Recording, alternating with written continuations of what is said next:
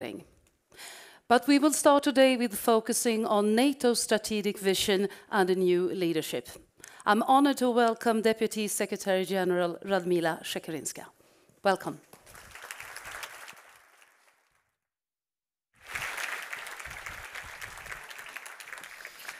Thank you for that warm welcome, Your Majesty, Your Excellencies, ladies and gentlemen. It is always a pleasure to be in beautiful Sweden, and it's an honor to speak with all of you today. As I traveled through the really stunning landscape towards Sälen, I was reminded of what naturalist John Muir has wrote. The mountains are calling, and I must go. So yesterday, for 3 hours, the mountains were calling, and we all managed to arrive. So thank you very much for giving me the pleasure and the privilege of my first engagement as NATO Deputy Secretary General outside of NATO headquarters. It was important for me to be here today, as Sweden has really a vital role in safeguarding our shared security. And this region is of great importance for NATO. I will be traveling to Lithuania later this week, and I will also visit our troops stationed there. I want to discuss today how we can face the challenges of today and tomorrow together as allies in NATO. NATO's strategic vision under new leadership might seem a daunting task for a new team. And it's true, Secretary General Mark Rutte has only been in office since October, and I'm the latest new arrival, starting in 1st of December last year. So we are definitely a new leadership, but with a clear sense of purpose, direction, and urgency. We know what NATO must do now, but we also know what NATO must do in the years ahead. The security situation around us and globally is bleak. The world is more volatile and dangerous. There is again war in Europe, and authoritarian powers are on march. As democracies, we must stand strong and we must stand united. And this is probably the most important, we must take action now. As an alliance, this means we ramp up defense spending and defense production to deal with an increasingly turbulent security environment. Russia is the most significant and direct threat to our security. Its onslaught in Ukraine continues. And when the war ends, we cannot turn back the clock to where we were before. Russia is preparing for long-term confrontation with us. They say this openly, and they act accordingly. Just this year, Russia's total military spending will be 7 or 8% of GDP, if not more. Russia's defense industry is scaling up with the help of China, Iran, and North Korea. Together, they're aiming to destabilize the global order, to weaken Europe and North America, and to undermine our freedoms. There is an ongoing campaign of hostile actions against different NATO allies, and we have heard discussions about this before, including cyber attacks, sabotage, and disinformation. A recent example that got a lot of the attention yesterday and media was the incident over the holiday period in the Baltic Sea that damaged an undersea cable. NATO is taking swift action, building on our existing work to enhance the security of undersea cables and pipelines, and also to monitor potential threats. Tomorrow, several leaders of the Baltic Sea NATO allies will gather to discuss further steps, including NATO's strengthened military presence in the region. Let me use this opportunity to welcome the Prime Minister's announcement yesterday for an important Swedish contribution in that endeavor. Another proof that NATO today is bigger, stronger, and more capable than we were just a few years ago, among other things because Sweden and Finland have joined, and you are able to do these additional contributions. So we are ready to defend our citizens and our territory today. But we cannot guarantee that into the future unless we take action now. The Secretary General and I agree that allies must shift to wartime mindset. We need to put our foot to the floor, ramp up defense production, increase and accelerate defense spending so that we can continue to ensure that our people are safe. Sweden is making great strides. You already spend more than 2% of GDP on defense, and spending on your military will reach 2.6 percentage points by 2028. You're building up your armed forces and investing in new equipment. And your concept of total defense, which involves the whole of society, is a model for us. And this is something, an area where old members can really learn from the members that have joined later. So really congratulations on this. Sweden's defense industry is a world leader with dynamic companies producing a wide range of capabilities. I welcome the government's work with the private sector to increase the capacity and pace of innovation. Sweden continues to be an outstanding supporter of Ukraine, providing billions of euros in military assistance. The tanks, armored vehicles, missiles, and artillery you have given are helping Ukraine fight for its freedom.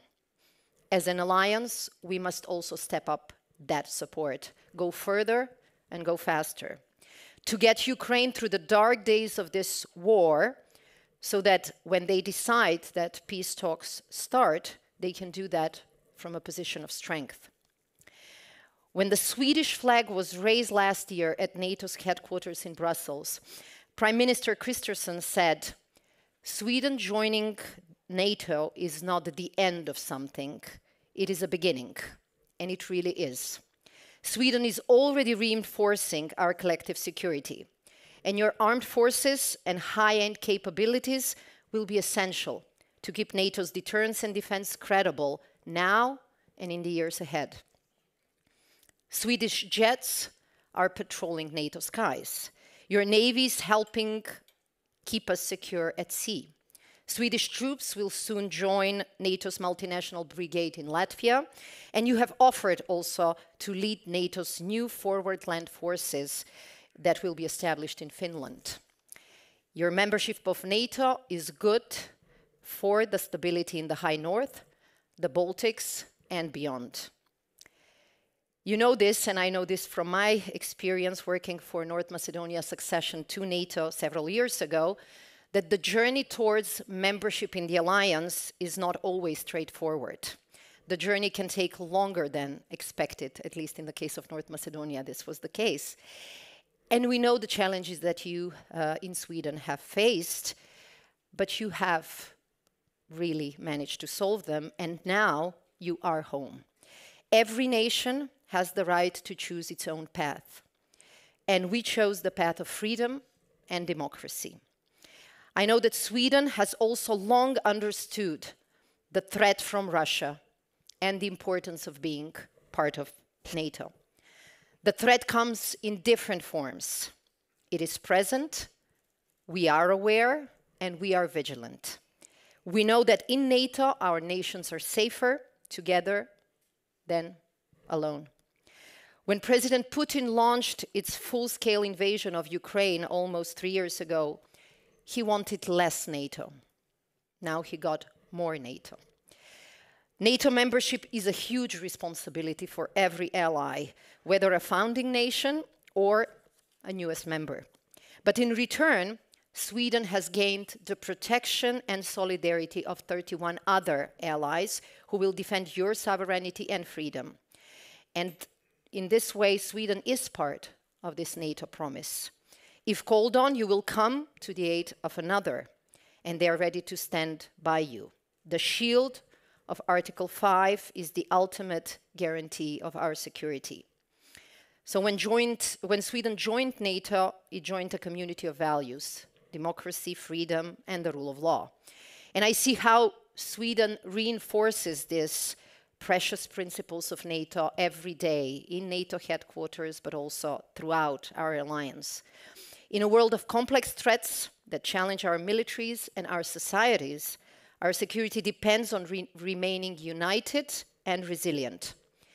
This is why I would like to use this opportunity to urge the Swedish people, the Swedish society to stay engaged, informed and proactive in supporting your national defense and our collective security. For more than 75 years, NATO has existed to defend its nations, its people, and its values. And Sweden is now part of this great transatlantic family, all for one and one for all, as they say. So you know that Sweden can always count on NATO, and I know and NATO knows that we can always count on you. Since you have joined the alliance last year, you really have made the alliance stronger, Sweden safer, and all of our people more safe. So thank you very much for this honor, and I look forward to our discussions. Thank you.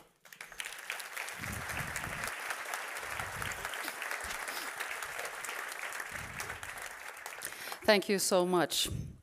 From the leadership perspective, what is needed to deal with the current security landscape changes, would you say?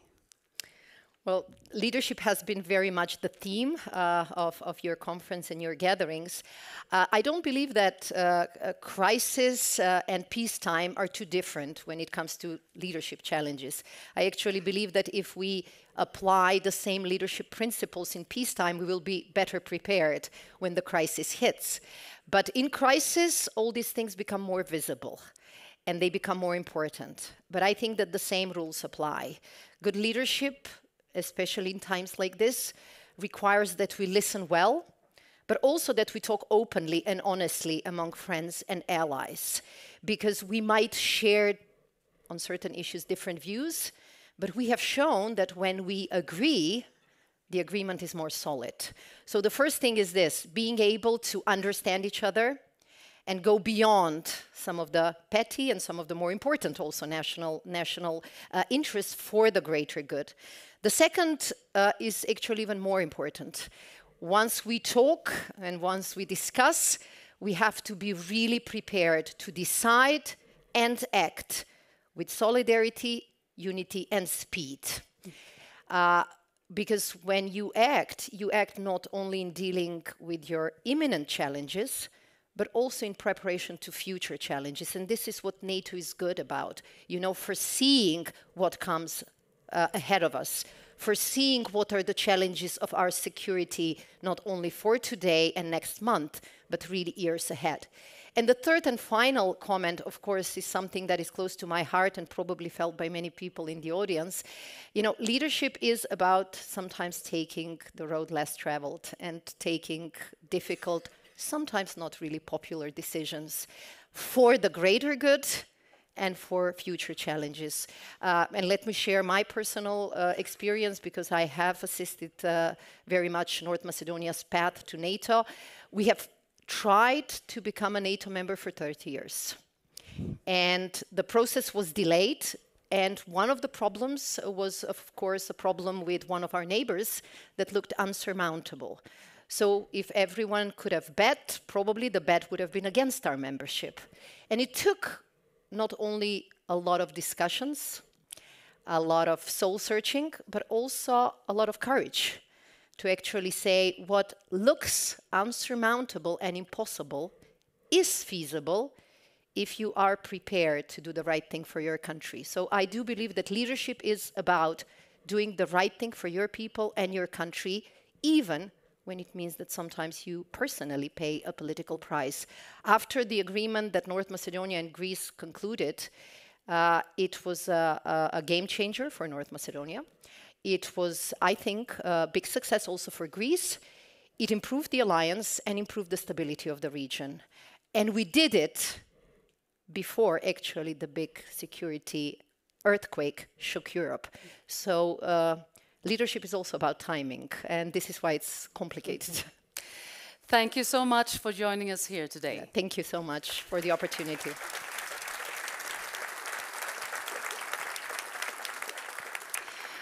Då från NATOs